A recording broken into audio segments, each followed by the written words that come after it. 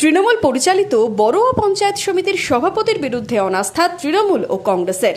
পঞ্চায়েত সমিতির সভাপতি সুলতানা খাতুনকে অপসারণ চেয়ে বৃহস্পতিবার কান্দির এসডিওর কাছে আবেদন 24 জন সদস্যের।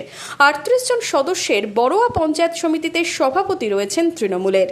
রাজ্যে পালাবদল হতেই সভাপতির অপসারণ চেয়ে এদিন তৃণমূলের 17 জন ও কংগ্রেসের 7 জন সদস্য মিলে অনাস্থা চেয়ে আবেদন করলেন। আমরা বড়ুয়া পঞ্চায়েত সমিতি আমরা অনাস্থা আজকে জমা দিলাম মাননীয় এসডিও সাহেবের কাছে বড়ুয়া পঞ্চায়েত সমিতির চেয়ারম্যানের অবসরের দাবিতে।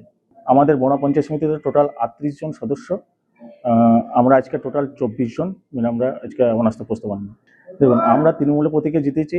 এখন আমরা পঞ্চায়েত সমিতিতে দীর্ঘদিন আমাদের অচল অবস্থা এবং আমাদের দীর্ঘদিন মেম্বারদিকে বঞ্চিত করে রাখা কাজের দিক থেকে, সেই কারণে আমরা কংগ্রেসের সাথে মিলিত জোট হয়ে আমরা এই অনাস্থা প্রস্তাব এনেছি চেয়ারম্যানের বিরুদ্ধে। মনমোহিনী হেলথ কেয়ার, স্বাস্থ্য সেবায় অটুট শ্রেষ্ঠত্বের শিরোপা, জেলায় প্রথম robotic knee replacement, cardiology with cath lab, neurosurgery, specialized trauma unit থেকে স্মাইল ট্রেন, একগুচ্ছ পরিষেবায় নিয়োজিত। Manmohini health care, quality care with personal touch, Baharampur শিল্প তালুক।